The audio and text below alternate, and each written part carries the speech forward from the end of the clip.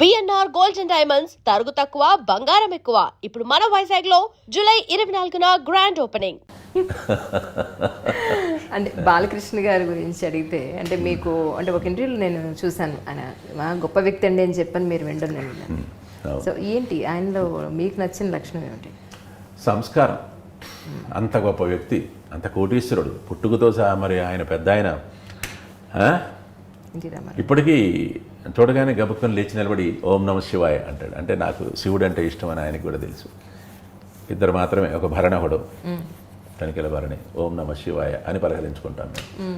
బాలయ్య బాబు కనపడ్డా ఓం నమ శివాయ, ఓం నమ శివాయ, ఓం నమ శివాయ, ఓం నమ శివాయ, ఓం నమ శివాయ 5 సార్లు అనాలి అంటాడు ఆయన. చిన్న పిల్లవాడి మనస్తత్వం. లేచి నిలబడ్డం ఏంటి, నేనేమిటి? ఆఫ్టర్ ఆల్ ఎవరో షూటింగ్లో సమరసింహారెడ్డి షూటింగ్ జరుగుతుంటే మొత్తం పెద్ద గ్రూప్ ఉన్నారు, మధ్యలో షార్ట్స్ జరగాలి. ఒకటే కూర్చో ఆయనకి వేసాను. నేను వెళ్ళా, ఎంటర్ అయ్యా షార్ట్ చేయాలి. గబక్కుని లేచాడు, కూర్చోండి గురుగారు, కూర్చోండి గురుగారు అంటాడు ఆయన. కూర్చోండి, లేదు బాబు మీరు కూర్చోండి అంట. నాకు యాక్షన్ సీన్స్లో అసలు కూర్చోలేను నేను. నుంచుంటే కానీ నాకు హుషారు రాదు. కూర్చోండి అంటే ఏదో ఒకటి చెప్పి నన్ను బలవంతంగా కూర్చోబెట్టాడు. నేననే కాదు, ఎవరైనా సరే అంత మర్యాద, అంత మన్నన ఇస్తాడు. It's great. చాలా ఆ సంస్కారం అన్నమాట ఆయనలో గొప్ప. అంత పెద్ద కుటుంబంలో పుట్టాను, అంత పెద్ద హీరోని, అంత ధనవంతుడిని, ఏ కోసైనా లేవు ఆయన. భోళా మనిషి. వాడు చెప్పేస్తాడు అనమాట. అదని ఇదని, నేను చిన్నప్పుడు ఇలా చేశాను, చిన్నప్పుడు అలా చేశాను, అన్నీ చెప్పేస్తుంటాడు. ఇంకా ఏంటంటే ఆయనకి ఒక హ్యూమన్ కంప్యూటర్ ఆయన. వాళ్ళ నాన్నగారు చేసిన సినిమాల్లో ఉన్న పాత్రలు, సంభాషణలు అన్నీ అప్పచెప్పేస్తాడు ఆయన అవలేరుగా. చాలా పెద్ద డైలాగ్స్ అని చెప్పేస్తాడు. ఎంత టాలెంట్ అసలు అది. అన్నీ ఏ సినిమా అయినా ఏది పట్టుకున్నా కానీ అవన్నీ చెప్పేస్తుంటాడు. టప్ప టప్ప టప్ప టప్ప చెప్పేస్తాడు. గుర్తుండవు మనకి అసలు. అట్లాగే ఏదో ఇంకా నేర్చుకోవాలనే తాపత్రయం ఒకటి. ఆ మంత్రాలని కానీ అవి కానీ ఇవి కానీ ఏదో ఒకటి అది నేర్చుకోవాలి అప్పుడు చెప్పాలి, నేర్చుకోవాలి, చెప్పాలి. ఓకే కరెక్టేనా మళ్ళీ మనల్ని అడుగుతుంటాడు. చాలా ఇష్టం, నేనంటే చాలా ఇష్టం. అది నాకు అదృష్టం. అది తిట్టుకోనంటే ఇంకొకటి అడుగుతాను, మీరు వద్దంటే తీసిద్దాం, లేకపోతే వద్దు. అలా చూడకండి కోపంగా, ముందే భయపడతారు జనం. మరి తిట్టకండి అంటే తిట్టుకునే క్వశ్చన్ అంటే క్వశ్చన్ అంటే అడగలేదంటారు మళ్ళీ తర్వాత జనాలు. నేనేమన్నా అన్నది కదా. జయప్రకాష్ రెడ్డి గారు, జేపీ గారు ఆయన మూవీ షూట్కి వచ్చినప్పుడు ఎవరినో ఒకరిని తీసుకొచ్చి వీళ్ళకి వేషం ఇవ్వయ్యా అని చెప్పని మరి వాళ్ళకు ఒక ఉపాధి కల్పిస్తారు. ఆయనతో పాటు ఎవరో ఒకరిని తీసుకొస్తారు అని చెప్పని అంటారు. అనే టాక్ ఉంది. ఏంటి సార్, నాకు నిజంగా ఫిల్మ్ ఇండస్ట్రీ పెద్దగా పరిచయం లేదు, బట్ ఏంటంటే చెప్తూ ఉంటారు అలా అందరూ. సో ఏంటి అసలు అందులో ఉండే వెనకాల? నాకు టీచర్గా పనిచేసినప్పటి నుంచి మనిషిలో ఉండే ఒక కష్టము, నష్టము, ఆపదలో ఏదైనా వాళ్ళని ఆదుకోవాలనుకోవడం, ఏదో మనకు చేతనైనంత దృఢమపడము, కాస్త కూస్తో ఏదన్నా వాళ్ళకి సహాయం చేద్దాం అనుకోవడం అనే గుణం ఒకటి మరి అలా ఉంది. దానివల్లనే కొంతమందిని చెబుతూ ఉంటాను. కాస్త అంటే కొద్దిగా ఒక సీనియర్ ఆర్టిస్ట్ కనుక ఏదన్నా మాట వింటారేమో, ఏదన్నా కాస్త ఇవ్వండి అయ్యా, ఏదన్నా 4 రోజులు వేషం ఇస్తే వాళ్ళకి కాస్త మీటర్ తిరుగుతుంది ఎంతో కొంత. ఇప్పుడు చాలామంది ఇందాక చెప్పాను కదా, చిన్న ఆర్టిస్టులు ఉన్నారు, జూనియర్ ఆర్టిస్టులు ఉన్నారు, చిన్న ఆర్టిస్టులు, కంపెనీ ఆర్టిస్టులు ఉన్నారు. నెలకు 2 రోజులు, 3 రోజులు, 4 రోజులు, 5 రోజులు వాళ్ళకి ఎప్పుడు పని జరుగుతుందో తెలియదు. ఎంత ఇస్తారో తెలియదు. 500 ఇస్తారో, 1000 ఇస్తారో, 1500 ఇస్తారో తెలియదు. మరి వాళ్ళు ఇంటి అద్దె కట్టుకోవాలి, బిడ్డల్ని పోషించుకోవాలి, వాళ్ళని చదివించుకోవాలి, భోజనం చేయాలి, ఇవన్నీ చేయాలి కదా. ఇవన్నీ చేయాలంటే మరి ఏం చేస్తారు? ఎక్కడి నుంచి అవస్థలు పడుతూ ఉంటారు. అందుకని నాకు తెలిసినంత వరకు ఇప్పుడు నా శిష్యులు చాలామంది ఉన్నారు. ఆడవాళ్ళు ఉన్నారు, మగవాళ్ళు ఉన్నారు.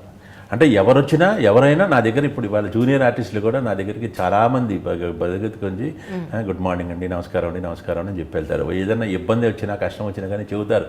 ఎందుకంటే నేను వింటాను. ఆ వినడం అనేది నాకు అలవాటు.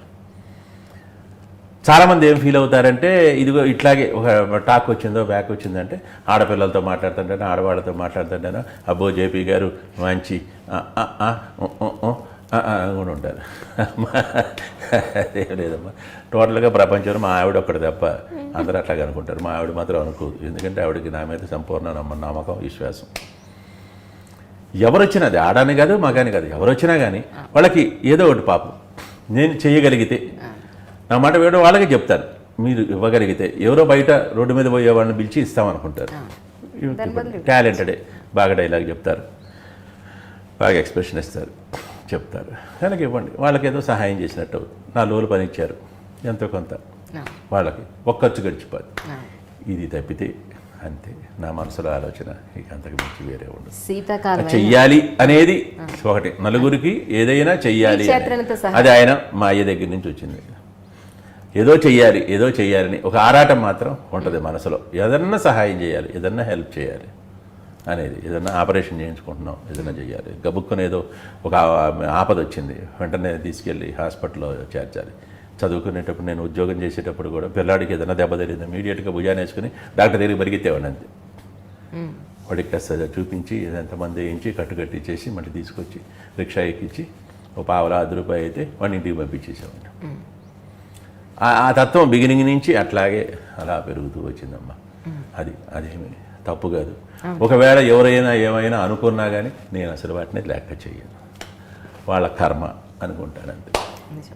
శీతాకాలం అయినా కానీ వర్షాకాలం అయినా కానీ అసలు మామూలు నీళ్లు తాగను, చల్లటి నీళ్లు చిల్డ్ వాటరే తాగుతారు మీరు. ఎందుకు అసలు? అంటే ఎలా అలవాటైంది అసలు?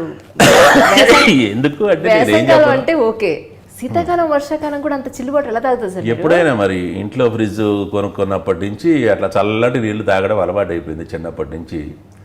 బిగినింగ్లో ఏం ఫ్రిడ్జ్లు ఉండేవి కాదు కదా, కొంత వయసు వచ్చేటప్పటికి ఆ ఫ్రిడ్జ్లు రావడం, ఫ్రిడ్జ్ కొనుక్కోవడం జరిగింది. అప్పటి నుంచి చల్లటి నీళ్ళు తాగడం, ఆ చల్లటి నీళ్ళు అదే అలవాటు అయిపోయింది. ఎప్పుడు తాగినా కానీ చల్లటి నీళ్ళే తాగాలి.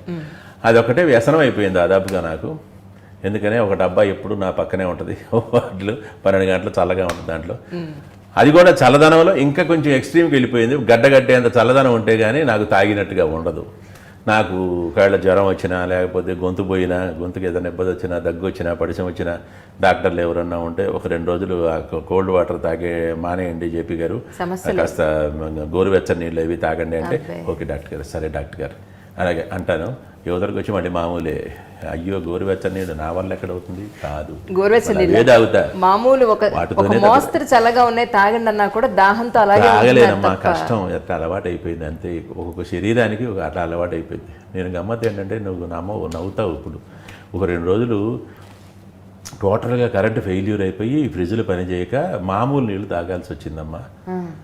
వెంటనే 3వ రోజు గొంతు పోయింది నాకు. అయ్యో, చిల్లు వాటర్ తాకపోతే గొంతు పోద్ది నాకు. అది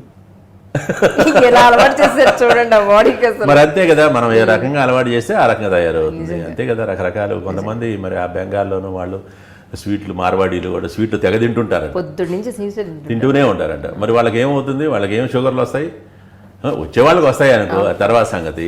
అట్లాగే అలవాట్లు అంతే, చిన్నప్పటి నుంచి కొన్ని అలవాట్లు. రాయలసీమలో మరి పని చేసేవాళ్ళు, కాయ కష్టం చేసేవాళ్ళు జొన్న రొట్టె,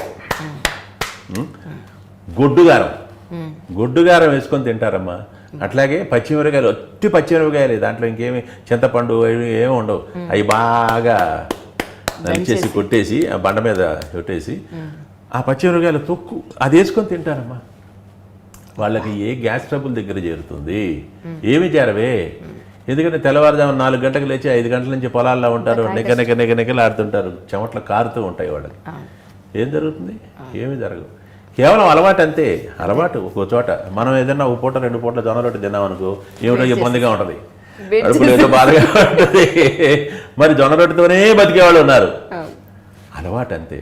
అట్లాగే ఆ చిల్డ్ వాటర్ లేకపోతే నాకు నడవదు అంతే. నాన్నగారిని చూశారు, నాన్నగారిది మంచితనం, మంచి అలవాట్లు కొన్ని మీరు అలవర్చుకున్నారు. ఉండి లేక అలవాటై కావాలని అలవర్చుకోవడం కాదు, అలవాటైంది. పని మీ బ్లడ్లోనే ఉందనుకుందాం. అలాగే మీకు వచ్చి రాని జీతంతో ఆర్థికంగా ఎన్నో ఇబ్బందులు పడ్డారు. అలాగే ఈ రోజున అవన్నీ తీర్చేసుకుని, ఎవరికి రుణం లేకుండా చేసేసుకుని ఒక కంఫర్టబుల్ లైఫ్ని చూస్తున్నారు. మీ 70 సంవత్సరాల్లో ఈ లైఫ్ ఏమనిపిస్తుంది? ఇంకా ఏం కావాలనిపిస్తుంది మీకు? ఇంకేమీ కావాలనిపించట్లే.